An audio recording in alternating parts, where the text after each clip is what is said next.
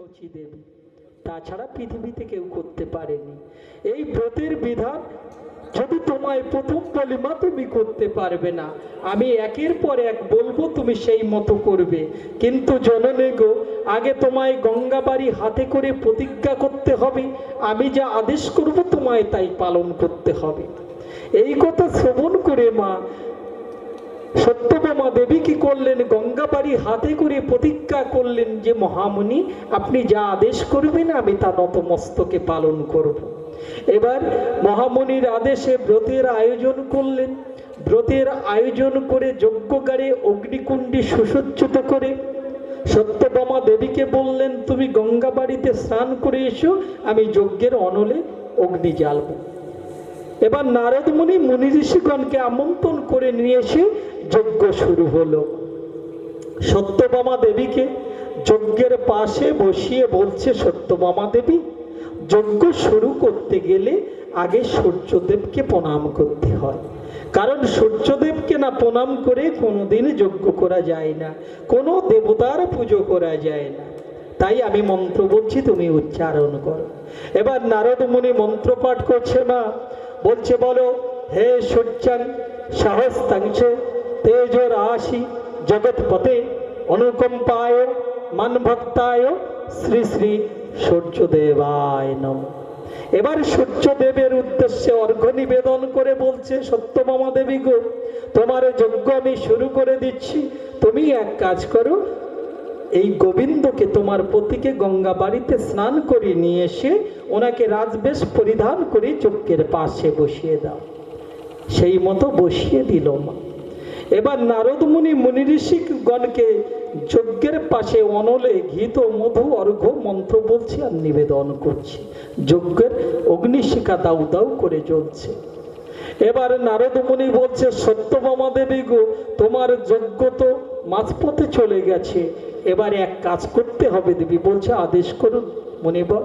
বলছে সত্যভামা দেবী, তোমার পুত্রদের আদেশ করো তোমার গৃহ থেকে সুবর্ণের রশি নিয়ে আসতে। সত্যভামা বলছে, মুনিবর গো, যজ্ঞ হচ্ছে এখানে, রশি কি হবে মুনিবর? বলছে মা গো, এবার তো আসল যজ্ঞ শুরু হবে। তুমি যে যজ্ঞ করতে চেয়েছো না, পৃথিবীর সর্বশ্রেষ্ঠ হতে গেলে আমার আদেশ তোমায় নতমস্তকে পালন করতে হবে। সত্যভামা দেবীর আদেশে সুবর্ণের রশি নিয়ে এলো মা। এবার নারদ মুনি বলছে, সত্যভামা দেবী গো, তুমি সবচেয়ে বেশি ভালোবাসো কাকে? বলছে আমার পতি দেবতাকে। বলে তাহলে এবার এক কাজ করো, তোমার পতি দেবতাকে সঙ্গে নিয়ে ওই যে পারিজাত বৃক্ষ দেখছো না, ওই পারিজাত বৃক্ষের পাশে দাঁড় করিয়ে এই সুবর্ণের রশি দিয়ে ওনাকে আষ্টে পৃষ্ঠে বন্ধন করতে হবে। বলছে মুনিবর, আমি পারবো না মুনিবর, আমি এই যজ্ঞ করার জন্য আজ আমার পতি দেবতাকে বৃক্ষে বন্ধন করতে পারবো না মুনিবর। বলছে তুমি প্রতিজ্ঞাবদ্ধ, আমি যা বলবো তোমায় তাই করতে হবে দেবী, নইলে তোমার যজ্ঞ ভঙ্গ হয়ে যাবে, তুমি নরকে গমন করবে। সত্যভামা দেবী নিরুপায় হয়ে গেলেন মা। উনি ভগবান গোবিন্দকে সঙ্গে নিয়ে সেই পারিজাত বৃক্ষের পাশে দাঁড় করিয়ে দিয়ে পিছন দিকে দুটি হস্ত দিয়ে এবার ভগবান গোবিন্দকে বন্ধন করছে মা। সুবর্ণের রশি দিয়ে যখন আমার গোবিন্দকে বন্ধন করছে না মা, তখন অনন্ত ব্রহ্মাণ্ডের মালিক গোবিন্দ আমার অনুশোচনা করছে আর মনে মনে অন্তরে অশ্রু বাহির্ভূত করছে। বলছে সত্যভামা দেবী গো, আজকের তুমি যজ্ঞ করার জন্য আমি তোমারকে ভালোবাসি যে পারিজাত বৃক্ষ স্বর্গ হতে এনে দিয়েছিলাম, আমারই আনা বৃক্ষে তুমি আজ আমাকে বন্ধন করছো। এই তোমার ভালোবাসা? আমি সমস্ত পৃথিবীর শ্রেষ্ঠ, আমি সৃষ্টির সৃষ্টি, আজ আমাকে তুমি বন্ধন করছো দেবী? করো সত্যভামা, করো, তোমার মনের বাসনা তুমি পূর্ণ করে নাও। এমনি ভাবে ভগবান মনে মনে অনুশোচনা করছে মা। এমনি অনুশোচনা করতে করতে গোবিন্দের মনে পড়ে গেল বৃন্দাবনের কথা। ভাবছে সত্যভামা গো, তুমি আমাকে পেয়ে বন্ধন করছো, অথচ যেদিন বৃন্দাবন পরিত্যাগ করে আমি অগ্রির রথে মথুরায় গমন করেছিলাম, সেদিনই সমস্ত সখীগণকে সঙ্গে নিয়ে রাসবিহারী রাধারানী ছুটতে ছুটতে এসে আমার রথের সামনে আছাড় খেয়ে পড়েছিল। রাধারানী বলেছিল, সখীরে, ওরে ললিতা, ওরে বিশাখা, তোরা সবাই এই রাজপথে শয়ন কর। আমার প্রাণনাথ গোবিন্দ যেন এই মধুর বৃন্দাবন ছেড়ে দ্বারকায় না যেতে পারে, এই মধুর বৃন্দাবন ছেড়ে যেন মথুরায় না যেতে পারে, তোরা সবাই শয়ন করে সখী।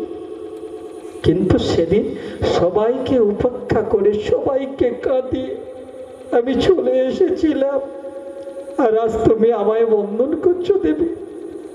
আমার মাতা যশোমতী আমায় এক বিন্দু না দর্শন করলে যে অচৈতন্য হয়ে যায়, সেই জননীকে পরিত্যাগ করে আমি চলে এসেছিলাম, আজ তুমি আমায় কাঁদালে। ঠিক আছে দেবী, তুমি আমায় বন্ধন করো।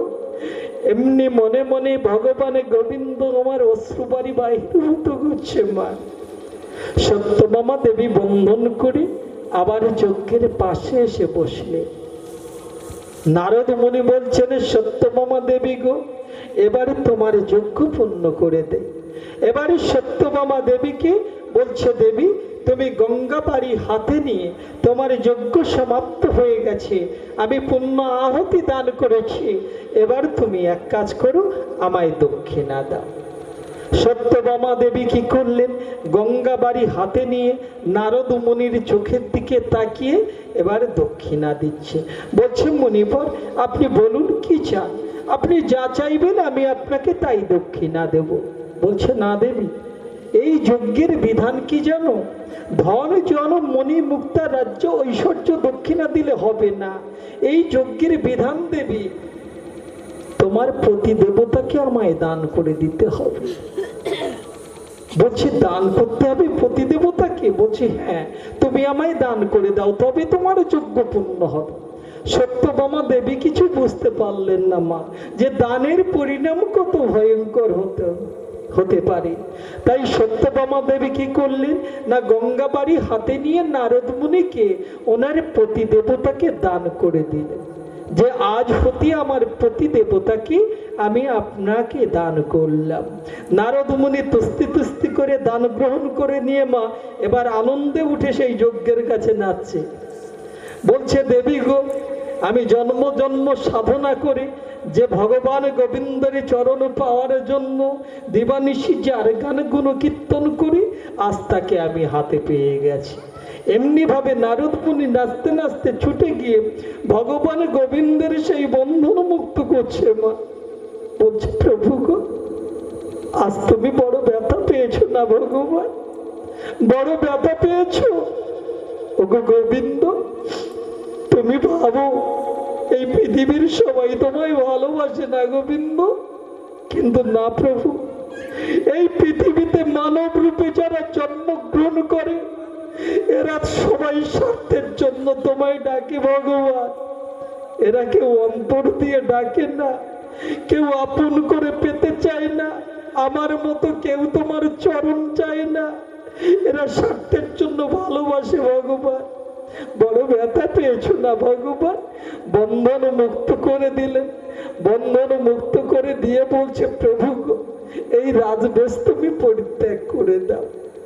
গোবিন্দ রাজবেশ পরিত্যাগ করে দিলেন। মা বলছে, প্রভু আজ থেকে তুমি আমার শিষ্য আর আমি তোমার গুরুদেব, তোমায় আমি দান স্বরূপ পেয়েছি, তাই শিষ্য হয়ে আমি যেখানে যাব ভগবান তুমি সদা সর্বদা আমার সঙ্গে থাকবে।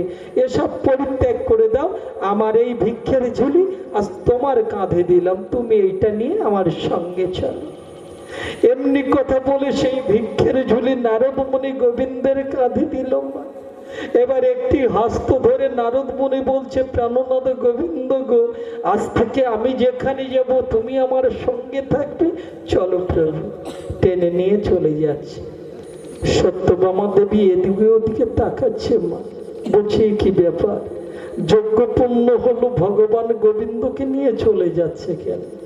ছুটে গিয়ে নারদের সামনে হাত জোড় করে বলছে, প্রভু গো, আমি তো যজ্ঞ পূর্ণ করার জন্য পতি দেবতাকে দান করেছি, কিন্তু আপনি সত্যি সত্যি নিয়ে চলে যাচ্ছেন কেন?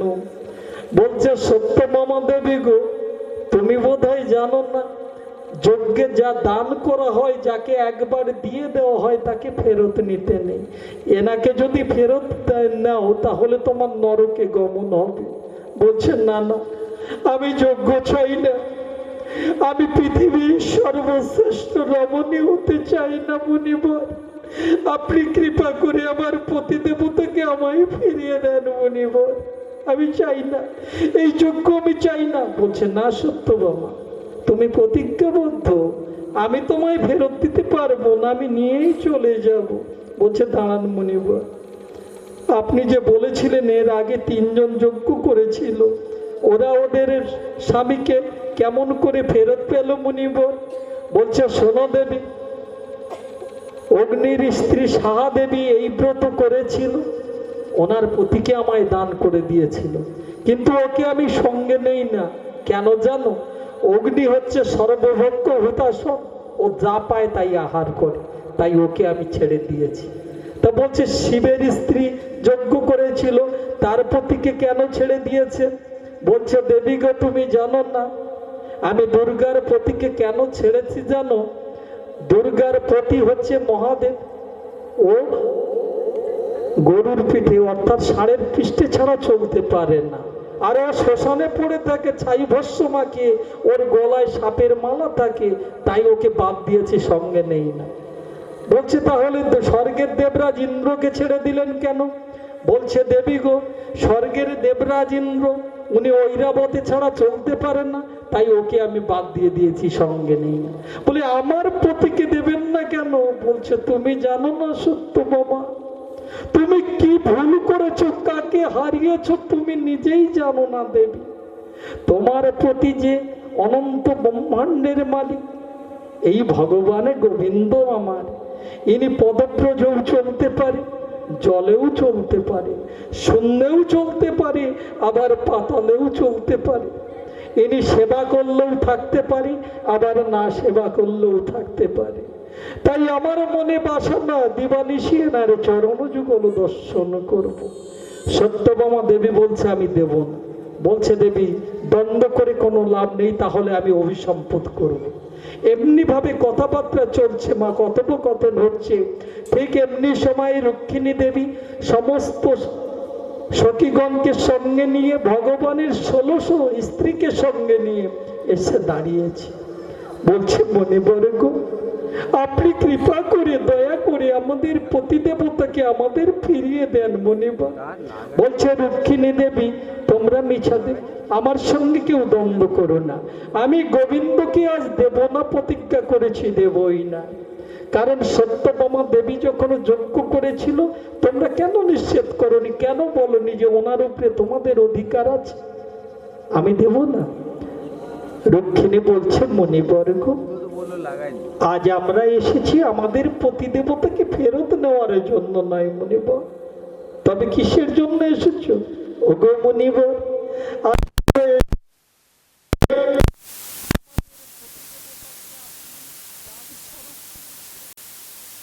নিলে দক্ষিণা নিতে হয় মুনিবর, যদি দক্ষিণা না গ্রহণ করেন তাহলে দান পূর্ণরূপে হয় না।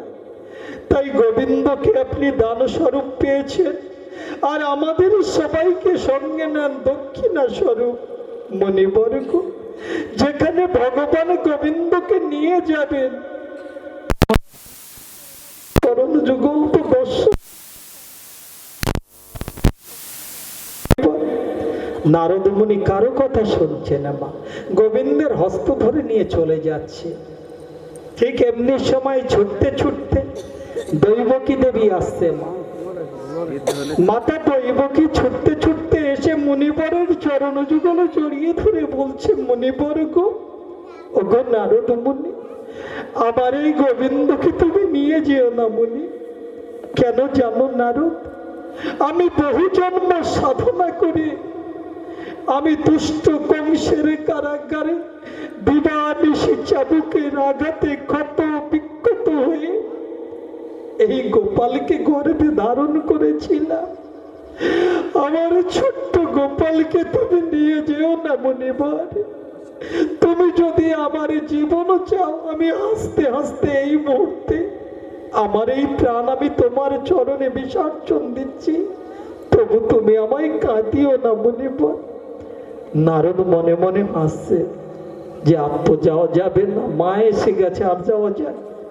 তাই নারদ মুনি বলছে, জননী গো, আমি তোমার গোবিন্দকে ফিরিয়ে দিতে পারি, তবে একটি উপায় আছে মা।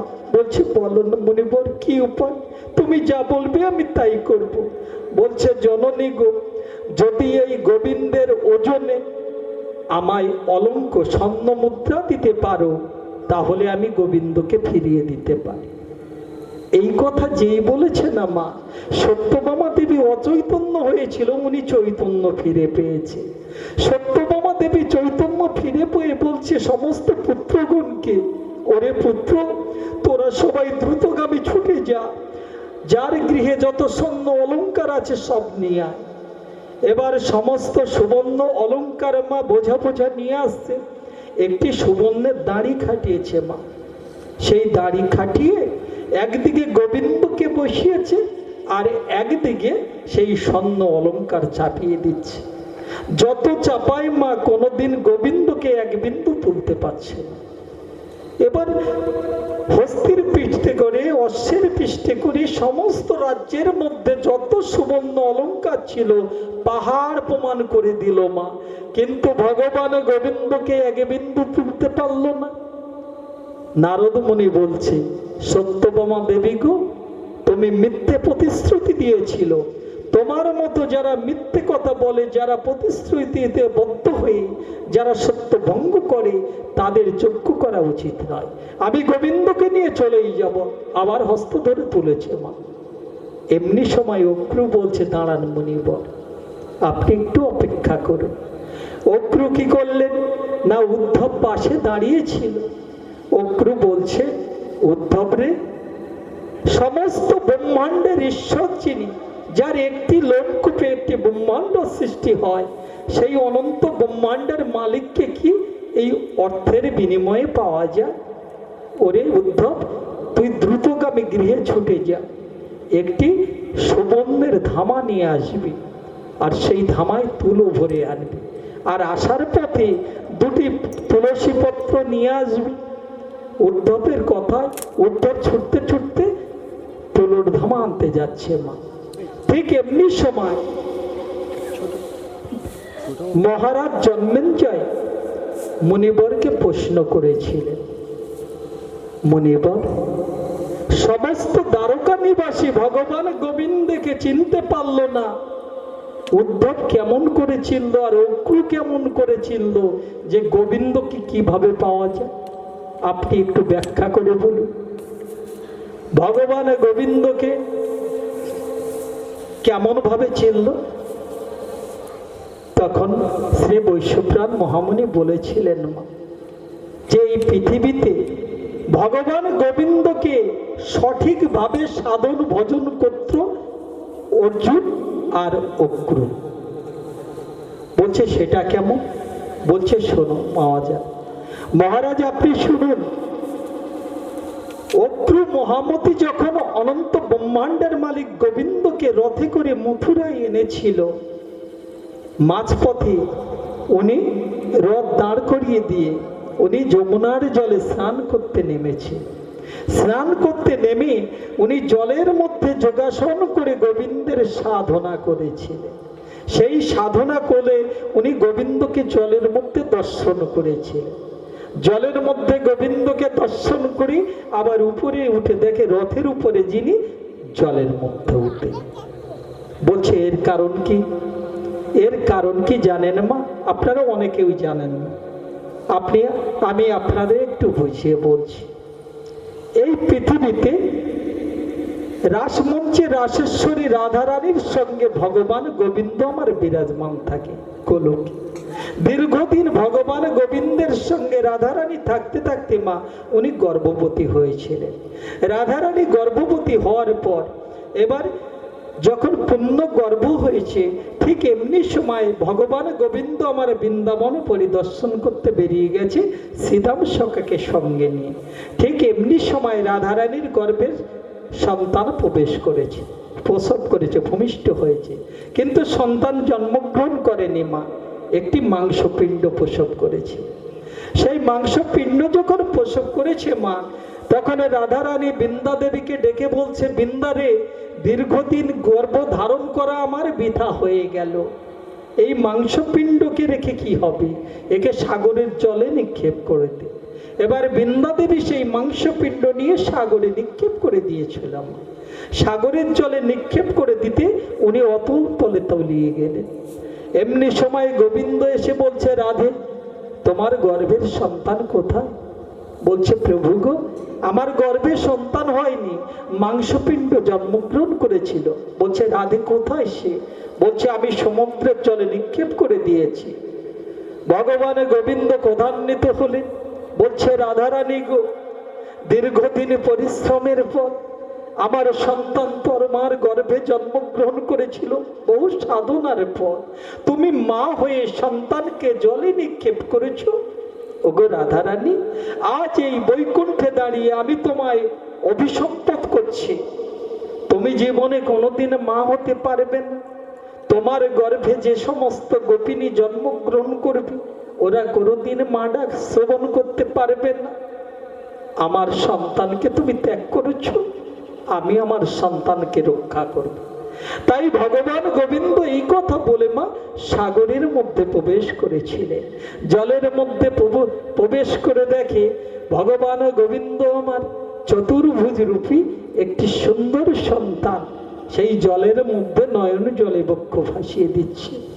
গোবিন্দ সেই সন্তানকে জলের মধ্যে থেকে কোলে করে নিয়ে বলছে, পুত্র রে, তোর জননী তোকে পরিত্যাগ করলেও আমি তোকে পরিত্যাগ করব না বাবা, আমি তোকে আশীর্বাদ করে স্থান হবে।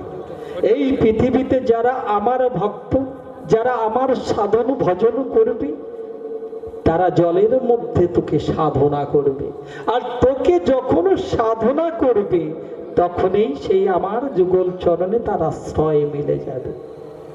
ও মা, আপনারা শ্রবণ করবেন বড় বড় মুনি ঋষির কাছে। এটা হচ্ছে ব্রহ্ম বৈবর্ত পুরাণের কথা, ভগবানের আদি সৃষ্টির কথা। অনেকে জানে না মা, ভগবানের সাধন ভজন কেমন করে করতে হয় একমাত্র জানত অর্জুন। অর্জুন যখন সরোবরে স্নান করতে নেমেছিল মা, ঠিক এমনি ভাবে ভগবানের সাধনা করেছিল। আর নাগ কন্যা উলুপি অর্জুনকে শক্তি বলে পাতালে নিয়ে চলে গিয়েছিল, সেখানে বিবাহ করে নাগকন্যার গর্ভে জন্মগ্রহণ করেছিল, যে সন্তানের নাম ছিল ইলাবর্ত, তাই নাম। তাই অক্রু মহামতি জানত ভগবানের সাধন ভজন কেমন করে করতে হয়। এবার উদ্ধব নিয়ে এলো সেই ধামায় করে তুলো আর দুটি তুলসী পত্র। বলছে, প্রভু কি করব? বলছে, ওই তুলসী পত্রে দুটি দু অক্ষর কৃষ্ণ নাম লিখে দে। ভগবান গোবিন্দ বলেছিল, আমা হইতে ভক্ত বড়, আর আমা হইতে নাম বড়, নাম হইতে মোর ভক্ত বড়, তাই না মা? তাই ভগবানের নাম দুটি অক্ষর কৃষ্ণ নাম তুলসী পত্রে লিখে সেই তুলোর ধামায় দিয়ে দিল।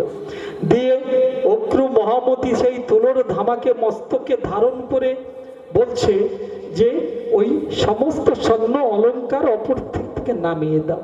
সবকিছু নামিয়ে দিল। এবার অক্রু মহামতি সেই তুলোর ধামা মাথায় নিয়ে সপ্তবার প্রদক্ষিণ করে বলছে, গোবিন্দ গো, পৃথিবীতে তোমার নাম যদি সত্য হয়, তুমি যদি সত্য হও গোবিন্দ, আজ তুমি ভক্তের সম্মান রক্ষা করো। এমনি ভাবে সেই তুলোর ধামা যখন অপর দিকে চাপিয়ে দিল না মা, সঙ্গে সঙ্গে তুলোর ধামা নিম্নগামী হয়ে গেল, আর অনাদিনার গোবিন্দ আমার ঊর্ধ্বে চলে গেল। নিতাই গৌর সীতানাথে প্রেমানন্দে গৌর হরি হরি। এমনি ভাবে ভক্ত আর ভগবানের মিলন হয়ে গেল। তাহলে বুঝতে পারলেন মা, আজ এই ভাগবত কথা, এই কৃষ্ণ কথা কত মধুর কথা, কত ক্ষমতা কৃষ্ণ নামে, কিন্তু বর্তমান কলিযুগে কৃষ্ণ নামে সেই ক্ষমতার আছে না। শাস্ত্রে লেখা আছে, কৃষ্ণ নাম যদি কারোর মুখ থেকে উচ্চারণ করা হয়, তাহলে যমদূত থেকে তাকে দেখে প্রণাম করে দূরে চলে যায়। অথচ এই কৃষ্ণ নাম, এই ভাগবত কথা দিবানিশি জীবের কানে দেওয়া হচ্ছে, কিন্তু অকাল মৃত্যু বন্ধ হচ্ছে না। প্রতিটা জীব রোগে আক্রান্ত হয়ে যাচ্ছে।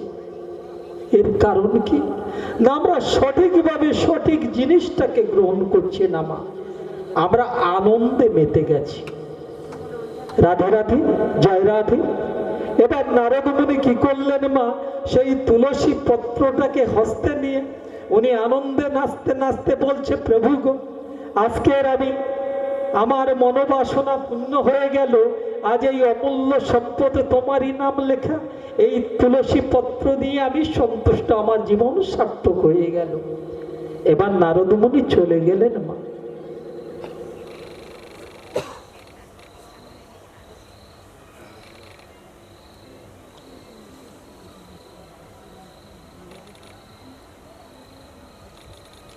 জয় রাধে।